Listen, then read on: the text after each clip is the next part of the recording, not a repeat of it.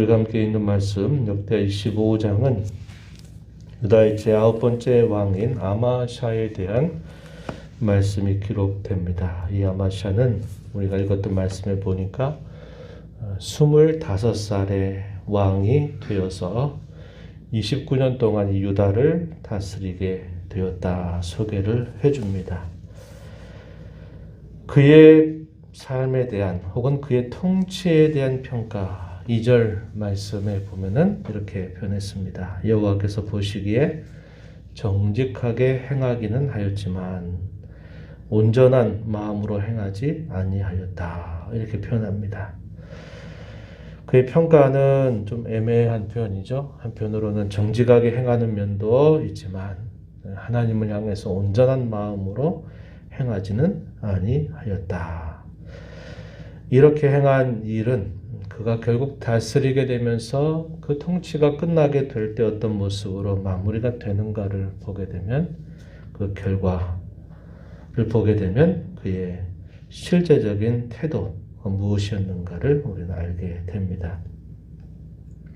그의 아버지였던 요아스는 반역자들에 의해서 죽임을 당하면서 그의 통치가 끝나게 됐습니다. 아람 나라와의 전쟁에서 부상을 입게 되었고 그 부상 가운데 있을 때 몇 명의 반역자들에 의해서 죽임을 당했다는 것이 기록이 됩니다. 역대하 24장 25절 26절 보면은 그렇게 표현됩니다. 일과 사건은 그렇게 반역으로 인해서 죽임을 당하긴 했지만 성경은 어떻게 그의 죽음에 대해서 묘사를 하냐면 결국은 그렇게 죽게 된 것, 영예롭게 왕으로 죽지 못하고 그렇게 죽게 된 이유에 관하여서는 그가 결국 하나님을 향해서 갖는 그의 태도가 바르지 못했다는 것을 말해주고 있는 겁니다. 처음엔 잘했지만 그의 통치 후반에 가서 선지자들의 말을 그가 듣지도 않았고 또 그의 아버지 같은 여호야다의 아들이었던 스가랴의 말조차도 듣지 않고 도리어 그를 처형하는 일이 있게 되면서 이 요아스가 결국 그러한 죽음으로 통치를 마무리하게 된 것을 우리는 살펴보게 됩니다. 아바샤가 왕이 되었을 때 반역자들에 대해서 죽이기는 하지만은 그의 자녀들에 대해서는 함께 죽이지 아니했다. 이렇게 말해줍니다. 우리가 읽었던 말씀 3절과 4절 표현되어 있어요. 이런 면들에 있어서는 그래도 나름 하나님께서 모세를 통해 주셨던 그 말씀을 따르려고 하는 태도가 보이죠. 이 모세 율법책에 기록된 말씀이다 하는 겁니다. 자식 때문에 아버지를 죽여서도 안 되고 아버지 때문에 자식을 죽여서도 안 된다. 자신들이 범한 죄에 따라서만 그 벌을 받게 해야 된다 하는 이 모세 율법의 말씀대로 반역자들만 처형했고 그의 자손들은 죽이지 아니했다. 이렇게 표현되어 있습니다. 그러던 중에 에돔 나라와의 전쟁이 벌어집니다. 유다 나라에 싸울 만한 군사들을 모으려고 하는데 20세 이상으로 모아보니까 약 30만 명의 군사들을 모을 수 있었습니다. 보조가다 생각했던 이 아마샤가 어떻게 하냐면 은 100달란트로 북쪽 나라 이스라엘 사람들을 용병으로 고용합니다. 그래서 10만 명 정도를 고용을 했어요. 40만 명의 군대를 꾸려서 에돔 나라와 전쟁을 하려고 했을 때 하나님의 사람, 이름을 밝혀놓지 않는 한 하나님의 사람이 그 왕에게 찾아와서 이야기를 합니다. 하나님은 이스라엘 백성들과는 함께하지 않습니다. 이렇게 말합니다. 그 이유에 관해서는 북이스라엘 나라가 이미 망국의 길을 걸어가서 하나님을 섬기는 길로부터 너무나 많이 어긋나 있는 상태였다는 겁니다. 그래서 저들에게 가서 도움을 구하려고 하지 말아라. 이렇게 말을 해줘요. 8절 말씀 가서 보면은 그 하나님의 사람이 이렇게 말합니다. 하나님은 능히 돕기도 하시고 능히 패하기도 하시는 분이시다. 이렇게 말합니다. 이 말은 전쟁의 승패는 군사의 망구저금에 달려있는 게 아니라 하나님이 어떻게 하시느냐에 달려 있다라고 이야기한 것입니다. 이 말을 듣고서 아마시아가 그 말을 듣고 고민을 하게 돼요. 어떤 고민을 하냐면 이미 은 100달란트를 줘서 용병으로 들여왔던 이스라엘 군대를 다시 되돌려 보내는 게 너무나 많은 손해가 되지 않겠나 이런 생각을 하게 된 겁니다. 그러자 그 사람이 뭐라고 말하냐면 여호와께서 능히 이보다 많은 것도 왕에게 주실 수 있습니다. 이렇게 말합니다. 9절 하반절에 보면은 이렇게 말해요. 그 왕이 잘못된 판단을 내린 것을 하나님의 사람이 이야기해 주고 돈을 그렇게 많이 줬다 하더라도 더 이상 그 일들을 고집하지 말고 손해가 있을지라도 그렇게 하는 것이 옳습니다. 라고 왕에게 조언을 한 거죠. 이 말을 듣고서 이 아마샤가 그 말씀에 대해 순종을 합니다. 그래서 이스라엘 용병을 다시 돌려보내요. 돈만 주고 돌려보낸 셈이 됐어요. 근데 이스라엘 이 용병을 온 사람들은 분이 났어요. 우리가 싸우려고 여기까지 왔는데 돈 주고 싸우지도 않고 다시 돌려보냈느냐 생각하면서 분이 나가지고 이 사람들이 어떤 일을 했냐면요. 돌아가면서 여러 지역의 이 유다 성읍들을 침략하고 노략하면서 상당히 많은 사람들을 죽이게 됩니다. 약 3,000명 정도의 사람을 죽였다. 이렇게 표현되어 있어요. 13절 보면 아마샤가 자기와 함께 전장에 나가지 못하게 하고 돌려보낸 군사들 이들이 사마리아로부터 베토른까지 유다 성읍들을 약탈하고 사람 3,000명을 죽이고 물건을 많이 노략하였더라. 많은 손해를 입게 한 겁니다. 이런 일 한 번 있었고 그리고 그 전쟁에 이제 나갔더니 아마샤는 에돔과의 전쟁에서 승리를 거두게 됩니다. 그래서 승리를 거두게 된 내용들은 11절, 12절에 보면은 전쟁에서 승리를 하게 돼요. 이 전쟁에 승리할 수 있었던 이유는 뭘까요?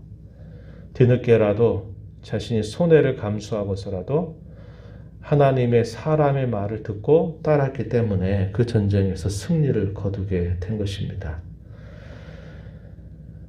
그러나 이 전쟁에서 승리했던 아마샤가 거기서 또 한 번 큰 죄를 범하게 되는데 그 범한 죄가 뭐냐면 승리해서 돌아오면서 이 에돔 나라의 신들을 가져와 그 신들을 자기의 신으로 세우고 그 신 앞에 경배하고 분향을 한 것입니다.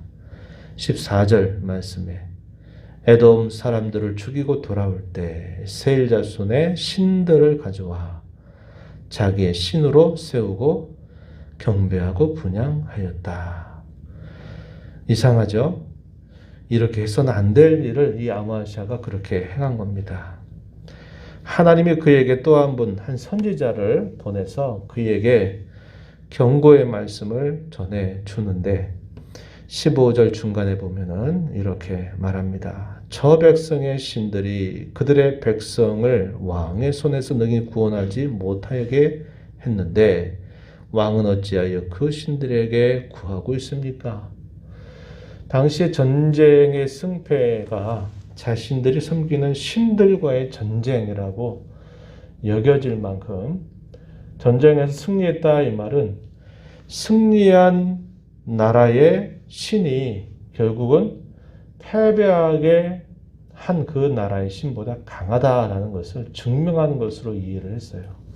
그 얘기하는 겁니다. 왕께서 에돔 나라의 전쟁 속에서 승리한 것은 그 나라의 신보다 우리 하나님이 강하시다는 것을 보여주는데 왜 왕은 어리석게도 그 에돔 나라의 신을 지금 가져와서 섬기고 그 왕에게 그 신에게 경배를 하고 있습니까?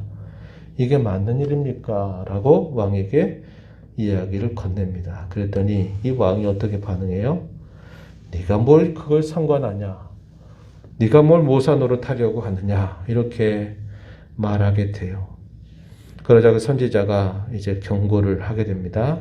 16절 뒷부분에 보면 왕이 이 일을 행하고 나의 경고를 듣지 아니하니 하나님이 왕을 멸하시기로 작정하신 줄 아노라 이렇게 말하고 돌아갔다 이렇게 말합니다. 어떤 일이 벌어졌을까요? 유다와 이스라엘 나라 사이에 전쟁이 벌어지게 됩니다. 그 전쟁에서 결국은 아마시아가 이끄는 군대가 크게 패배를 당하게 돼요. 그 패배를 당하게 된 이유도 무엇 때문에 그럴까요? 20절 가서 보면 아마시아가 하나님의 말씀을 듣지 않은 겁니다. 그래서 그 전쟁에 크게 패배하게 된 이유는 하나님께서 그를 심판하시기로 하신 것이다.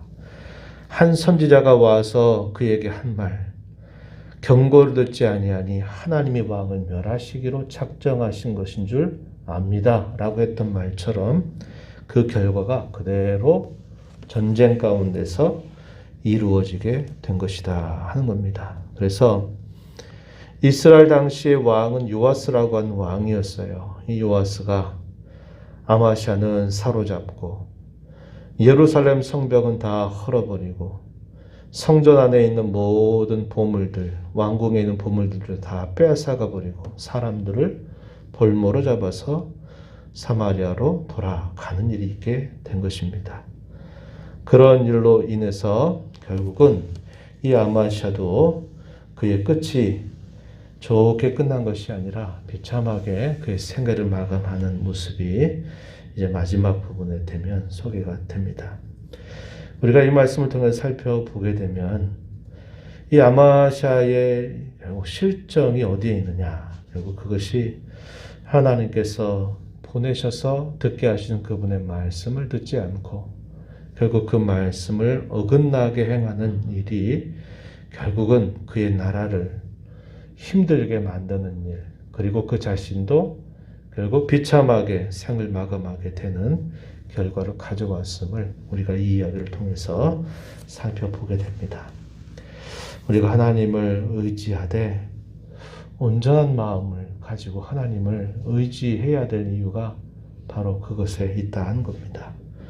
우리가 르호보암 이야기도 주일날에 살펴본 것처럼 하나님을 향해서 갖는 그 마음이 온전하지 못하니까 큰 위기 가운데 잠시 잠깐 구원을 베풀어 주시지만 그러나 계속적인 징계 아래에 놓이게 되는 것을 우리가 살펴보게 됩니다.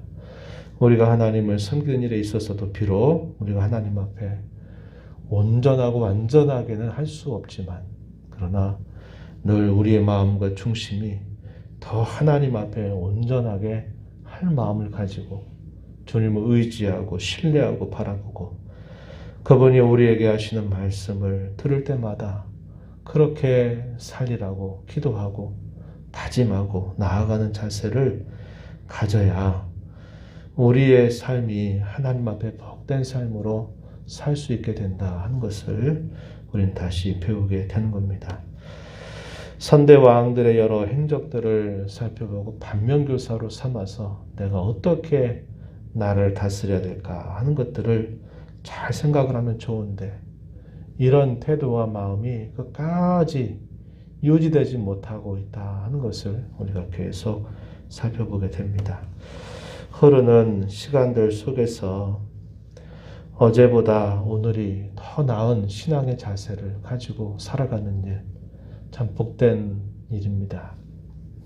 우리의 겉사람은 흐른 시간 속에서 계속적으로 연약해지게 되지만 그러나 우리의 속사람, 하나님을 향한 우리의 마음과 그 중심은 시간이 흐를수록 더 깊어지는 자세를 갖는 것이 참 복된 일임을 우리 마음에 잘 기억하고 어제보다 오늘 더 하나님을 가까이 모시고 하나님을 더 의지하고 하나님이 하시는 그 말씀에 더 온전히 순종할 그런 은혜를 구하면서 힘써 나가는 저와 여러분의 삶이 되기를 진심으로 바랍니다. 하나님 아버지, 지난밤도 아버지 은혜로 쉬게 하셨다가 이 새벽 시간 저희들을 깨워주셔서 오늘도 저희에게 주시는 말씀을 또 읽고 그 말씀을 통해 주시는 교훈을 생각하게 하심을 감사드리옵나이다.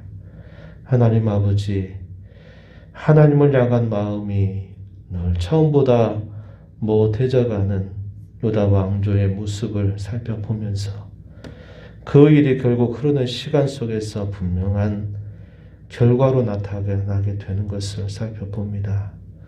왕의 하나님을 향한 마음이 온전치 못한 것들이 결국 그 나라 전체를 큰 어려움과 위기에 몰아넣게 된 것뿐만 아니라 그의 최후마저도 비참하게 최후를 맞게 되는 모습을 저희가 살펴봅니다.